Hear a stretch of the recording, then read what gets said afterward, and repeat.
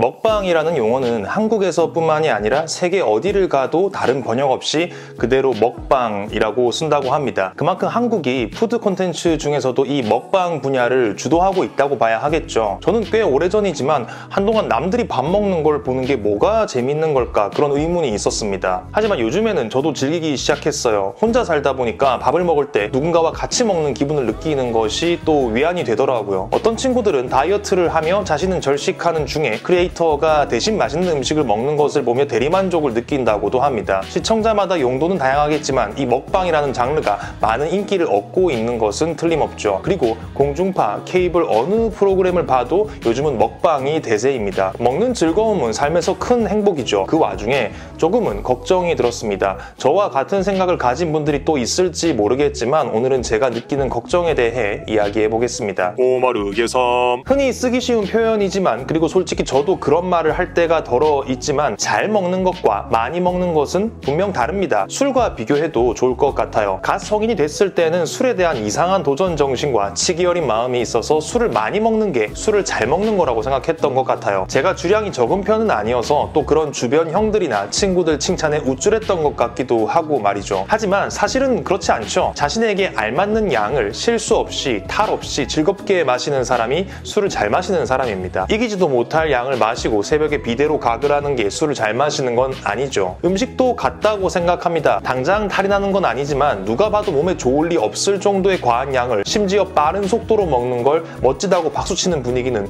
그래서 좀 위험하다는 생각이 듭니다. 그걸 미디어가 너무 부추기고 있다고 생각해요. 많은 대식가 먹방러들이 있지만 그들의 콘텐츠를 즐기면서 우리가 잊지 말아야 할 부분은 그들이 특출난 재능을 가지고 있다는 점입니다. 겉은 우리랑 똑같은 모습이지만 소화 능력, 위의 크기는 일반인의 수준이 아니죠. 푸드파이터 같은 용어가 있으니 프로 격투기 선수를 생각해보면 좋을 것 같습니다. 먹방러들이 병원에서 검진을 받는 영상들을 본 적이 있어요. 분명히 우리랑 신체 능력이 다릅니다. 다만 그들의 외모가 추성훈이나 김동현 선수처럼 누가 봐도 우리랑 다르다는 느낌을 주진 않기 때문에 우린 그걸 따라하기가 쉬운 것이죠. 이런 생각도 한 적이 있습니다. 아니 우리나라에 대식가가 이렇게 많았나? 10년 전이었으면 스타킹에 한두 명이 나와서 시청자들을 깜짝 놀라게 할 수준의 대식가들이 요즘에는 차고 넘칩니다. 과연 저 먹방러 분들이 모두 자신이 감당할 수 있는 양을 먹고 있는 것일까? 만약 억지로 방송을 위해 자신의 위장을 학대하고 있는 거라면 정말로 그렇게 하지 않으셨으면 좋겠어요. 먹방으로 많은 돈을 벌 수도 있겠죠. 하지만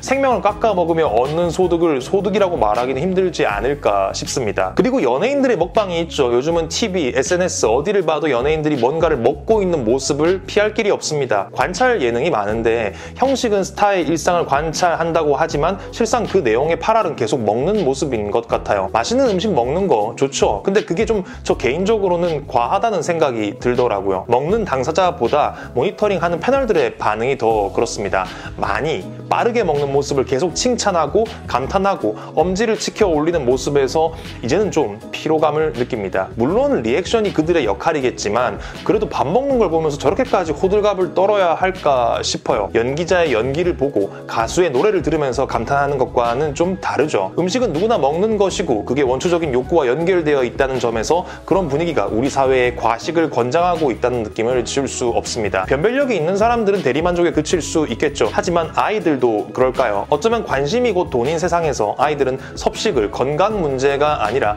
관심을 얻을 수 있는 도구로 받아들일 수 있겠다는 생각이 들었습니다. 젊을 때야 잘 모릅니다. 몸을 막 써도 나중에 문제가 생기겠죠. 오마르 개삼. 올해도 내년에도 푸드 관련 컨텐츠는 계속 흥할 거라고 생각합니다. 이러나 저러나 돈이 되기 때문에 저 하나가 투덜거린다고 해서 잠잠해질 리는 없죠. 다만 예능은 예능일 뿐 빨리 먹고 폭식하는 게 멋진 일이 아니라는 것을 꼭 이야기하고 싶습니다. 양이 적은 분들이 왠지는 모르겠지만 소외감을 느끼고 있다면 전혀 그럴 필요가 없다는 말씀도요. 알맞게 드시고 건강하시길 바랍니다. 구독과 좋아요, 알림 설정은 영상 제작에 큰 힘이 됩니다. 그럼 저는 다음 영상에서 재미있는 생각거리 들고 찾아오겠습니다. 오늘은 여기까지 하겠습니다. 감사합니다. 안녕!